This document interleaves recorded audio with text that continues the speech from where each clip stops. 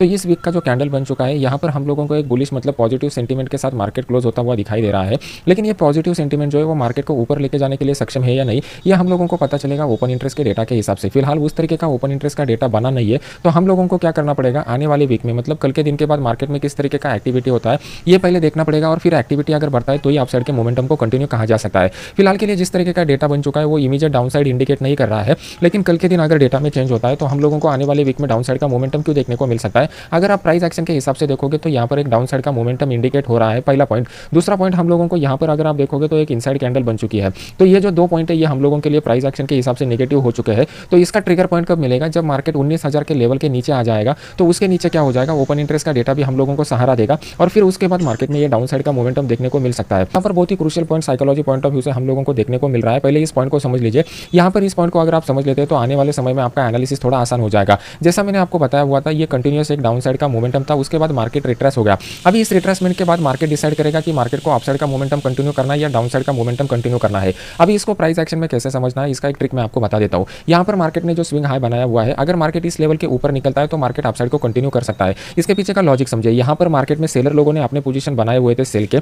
Most of the seller लोगों का फिर स्टॉप लॉस इस लेवल के ऊपर का रहेगा। जैसे ही मार्केट इस लेवल के ऊपर निकलना स्टार्ट करेगा, यहाँ पर स्टॉप लॉस ट्रिगर हो जाएंगे और फिर बाय के ऑर्डर ऑटोमेटिकली पंच होते हुए हम लोगों को दिखाई देंगे, और बाय का ऑर्डर फ्लो मार्केट को धीरे धीरे ऊपर लेके जाएगा। इसका वाइस वर्सा नीचे की साइड में होता है। ऑलरेडी यहाँ पर सेलिंग के पोजीशन बन चुके थे, लेकिन पिछले 2 दिन में अगर आप देखोगे तो यहाँ पर मार्केट में कुछ ज़्यादा सेल के पोजीशन बने नहीं, उसी के साथ साथ बाय के भी ज़्यादा पोजीशन यहाँ पर बने नहीं। दोनों दिन हम लोगों को दोजी कैंडल पैटर्न बनता हुआ दिखाई दे रहा है। तो कल के दिन मार्केट जैसे ही आज के हाई के ऊपर निकलेगा, मार्केट में हम लोगों को शॉर्ट कवरिंग दिखाई देगा। अभी इसके पीछे का लॉजिक क्या है समझने की कोशिश करते हैं। ये दोनों दिन में हम लोगों को ज़्यादातर सेल के पोजीशन बनते हुए ओपन इंटरेस्ट के डेटा में नहीं दिखाई दिए, साथ साथ बाय के भी पोजीशन नहीं बने हुए हैं। अभी बाय के पोजीशन कब बनेंगे, ये कल के दिन का जो हाई है, जैसे ही मार्केट इस हाई के ऊपर निकलेगा हम लोगों को अपसाइड का मोमेंटम कंटिन्यू होता हुआ दिखाई देगा। यहाँ पर मंथली एक्सपायरी में या फिर वीकली एक्सपायरी में जिन्होंने भी शॉर्ट के पोजीशन बनाए रहेंगे, मोस्ट ऑफ द लोगों का स्टॉप लॉस इसके ऊपर ट्रिगर होना चालू हो जाएगा। और जब इस तरीके का एक प्राइस एक्शन कंफर्म हो जाएगा, तो इस कंफर्म प्राइस एक्शन के बाद जो लोग साइड लाइन पर बैठे हुए रहेंगे, वो साइड लाइन पर बैठे हुए लोग भी यहाँ पर इंटर करना स्टार्ट कर देंगे, और उसकी वजह से मार्केट में एक बाइंग का फोर्स हम लोगों को देखने को मिल सकता है। तो कल के लिए इंपॉर्टेंट लेवल कौन सा रहेगा, ये हम लोग यहाँ पर मार्क करके रखते हैं।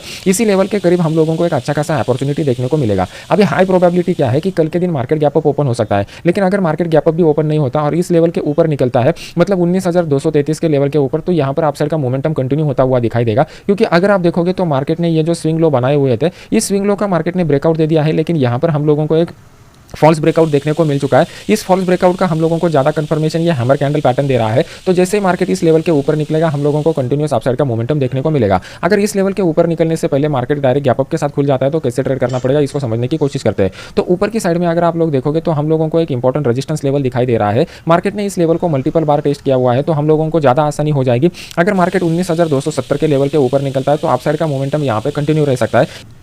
यहाँ पे साइकोलॉजी चेंज होता हुआ दिखाई दे रहा है। इस डाउन साइड के मोमेंटम को बायर लोगों ने काउंटर अटैक किया हुआ है। तो ये काउंटर अटैक कहीं ना कहीं हम लोगों को इंडिकेट कर रहा है कि नीचे की साइड में मार्केट एक बेस बनाने की कोशिश कर रहा है 42,400 के लेवल के करीब। तो हम लोगों को आने वाले वीक में इस तरीके के सपोर्ट को होल्ड करके काम करना पड़ेगा। जब तक मार्केट इस लेवल के ऊपर रहेगा, अपसाइड का मोमेंटम कंटिन्यू हो सकता है। फिलहाल के लिए इंट्राडे में हम लोगों को देखना है तो पहले हमें डेली चार्ट का एनालिसिस करना पड़ेगा।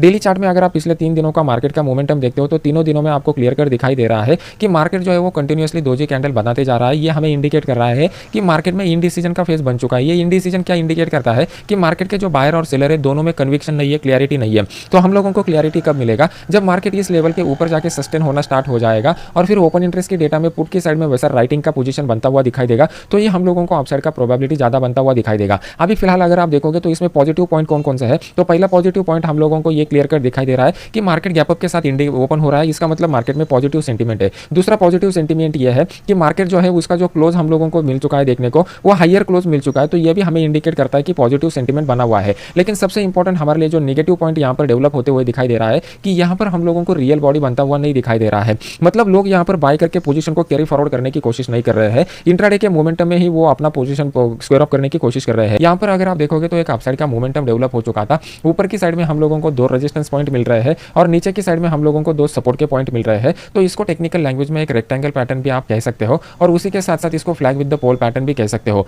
तो अगर हम इसको फ्लैग और इसको पोल कंसीडर करते हैं तो ऊपर की साइड में मार्केट अगर 43,410 के लेवल के ऊपर निकलता है तो अपसाइड का एक स्ट्रॉन्ग मोमेंटम हम लोगों को देखने को मिल सकता है, जो मार्केट को 250 से लेकर 300 पॉइंट ऊपर की साइड में टारगेट दिखा सकता है। की साइड में हमारे लिए जो स्ट्रॉन्ग रेजिस्टेंस लेवल निकल करके आ रहा है वो 43,857 का जो रेजिस्टेंस रहेगा वो स्ट्रॉन्ग रेजिस्टेंस रहेगा, क्योंकि इसको मल्टीपल बार टेस्ट किया हुआ है और एक स्ट्रॉन्ग डाउन साइड का मोमेंटम इसी लेवल से खुला हुआ था। तो ये हम लोगों को एक स्ट्रॉन्ग रेजिस्टेंस की तरह काम करेगा।